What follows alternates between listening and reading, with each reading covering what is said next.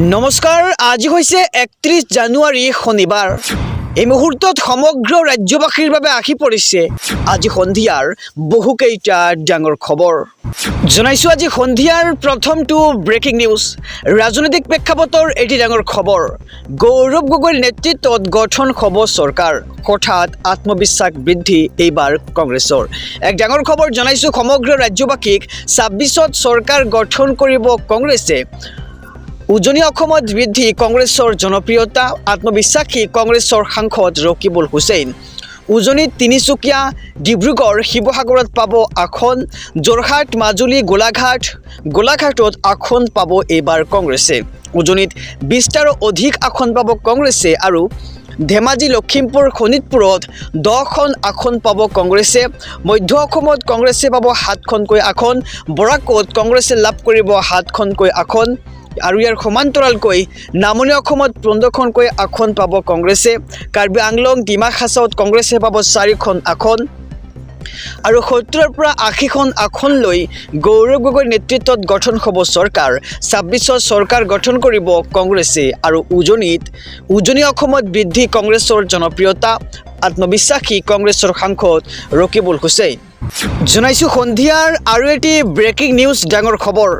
কংগ্ৰেছে অবৈধ বাংলাদেশীক লৈ নতুন বৰ অসম গঢ়িব খুজিছে। নতুন বৰ অসম আমাৰ প্ৰয়োজন নাই বুলি মন্তব্য ৰাজ্যৰ মুখ্যমন্ত্ৰী ডক্টৰ হিমন্ত বিশ্ব শৰ্মাৰ। জনাইছো সবিশেষ খবৰ। কংগ্ৰেছে অবৈধ বাংলাদেশীক লৈ নতুন বৰ অসম গঢ়িব খুজিছে। নতুন বৰ অসম আমাৰ প্ৰয়োজন নাই বুলি মুখ্যমন্ত্ৰীগৰাকীৰ মন্তব্য। স্বৰ্গদেউ চাওলুং চুকাফাই নিৰ্মাণ কৰি গৈছে বৰ অসম আৰু বৰ অসম চাওলুং চুকাফাই 1200 খ্ৰীষ্টাব্দত নিৰ্মাণ কৰি থৈ গৈছেই আৰু আমাৰ বৰ অসমখন হ'ল 600 বছৰ আগতে নিৰ্মাণ কৰা বৰ অসম। আৰু কংগ্ৰেছ লৈ মুখ্যমন্ত্ৰীৰ প্ৰশ্ন, নতুন বৰ অসম মানে কি আৰু বিদেশী বাংলাদেশীক লৈ কংগ্ৰেছৰ নতুন বৰ অসম নেকি?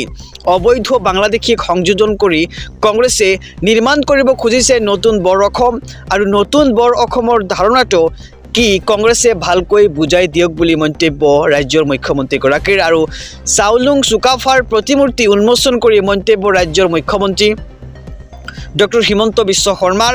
আৰু কংগ্ৰেছে অবৈধ বাংলাদেশীক লৈ নতুন বৰ অসম গঢ়িব খুজিছে। নতুন বৰ অসম আমাৰ প্ৰয়োজন নাই বুলি মন্তব্য ৰাজ্যৰ মুখ্যমন্ত্ৰী ডক্টৰ হিমন্ত বিশ্ব শৰ্মাৰ। মিয়াৰ ৰেচন কাৰ্ড, MBBS ডিগ্ৰী বাতিল কৰক, জেলত ভৰাব লাগে মিয়াক। আৰু এনেদৰে এতিয়া মিয়াৰ বিৰুদ্ধে গৰজি উঠিছে প্ৰবীণ ভাই টগাৰীয়া। এক ডাঙৰ খবৰ জনাইছোঁ সমগ্ৰ ৰাজ্যবাসীক। যিহেতু ৰাজ্যজুৰি মিয়া বিৰোধী আন্দোলন চলি আছে আৰু ইয়াৰ মাজতেই প্ৰবীণ ভাই টগৰীয়াই কেতবোৰ বিস্ফোৰক মন্তব্য আগবঢ়াই মিয়াসকলক হুংকাৰ প্ৰদান কৰে।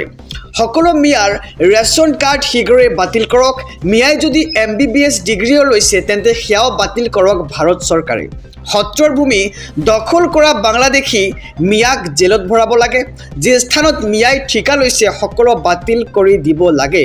আৰু বাংলাদেশী মিয়াৰ বিৰুদ্ধে আক্ৰমণাত্মক হিন্দুত্ববাদী নেতা প্ৰবীণ ভাই টগাৰীয়া 2 মাহৰ ভিতৰতে সকলো মিয়াক খেদিব পৰা যাব বুলি মন্তব্য নেতাগৰাকীৰ।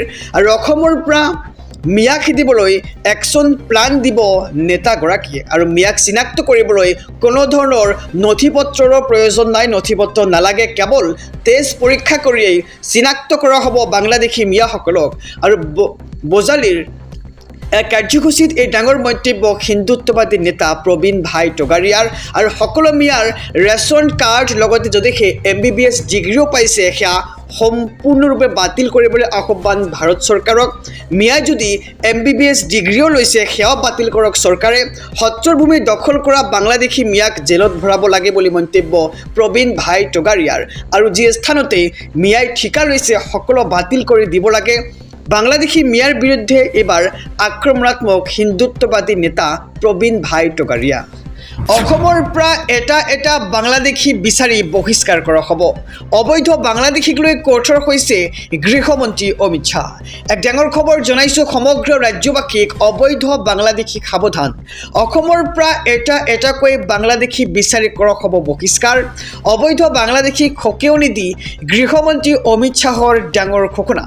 1,24,000 একৰ ভূমি বাংলাদেশীৰ পৰা মুক্ত কৰাৰ দায়িত্ব হৈছে বিজেপিৰ।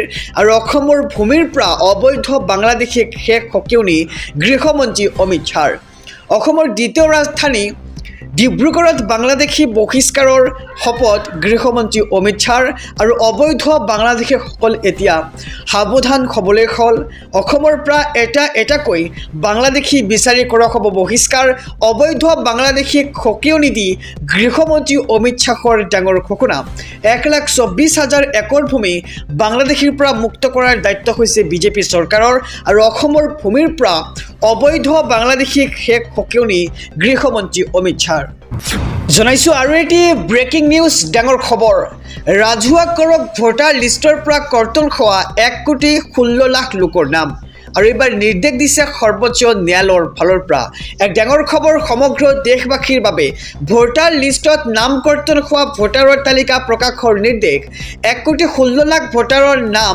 ৰাজহুৱা কৰিব লাগিব নিৰ্বাচন আয়োগক কঠোৰ নিৰ্দেশনা সৰ্বোচ্চ ন্যায়ালয়ৰ নিৰ্বাচন আয়োগলৈ সময়সীমা বান্ধি দি কঠোৰ আদালতৰ আৰু তথ্যগত বিসংগতিত স্বচ্ছতা আনি মীমাংসা কৰাৰ নিৰ্দেশ আৰু গাঁও পঞ্চায়তৰ তালুক অথবা বিভাগীয় স্থানত প্ৰকাশ কৰিব লাগিব নাম কিয় নাম কৰ্তন কৰা হ'ল ভোটদাতাক নিশ্চিত কৰিবলৈ নিৰ্দেশ দিয়া হৈছে আৰু CJI সূৰ্যকান্ত আৰু ন্যায়াধীশ জয়মাল্য বাগচীৰ বিচাৰপীঠৰ এই ৰায়দান তামিলনাডুৰ SIRৰ বাবে কৰ্তন কৰা হৈছিল 1,16,00,000 ভোটাৰৰ নাম আৰু ন্যায়ালয়ত কৰা আবেদনৰ ভিত্তিত নিৰ্বাচন আয়োগলৈ নিৰ্দেশনা এতিয়া সুপ্ৰিম কোৰ্টৰ আৰু এটি ব্ৰেকিং নিউজ ডাঙৰ খবৰ মিয়া শ্ৰমিক নহয় অসমৰ ল'ৰাক শেষ কাম কৰিবলৈ দিয়ক মিয়া শ্ৰমিক মুক্ত অসম গঢ়াৰ হুংকাৰ ৰাজ্যৰ মুখ্যমন্ত্ৰী ডক্টৰ হিমন্ত বিশ্ব শৰ্মাৰ মিয়া শ্ৰমিক মুক্ত অসম গঢ়াৰ হুংকাৰ মুখ্যমন্ত্ৰীগৰাকীৰ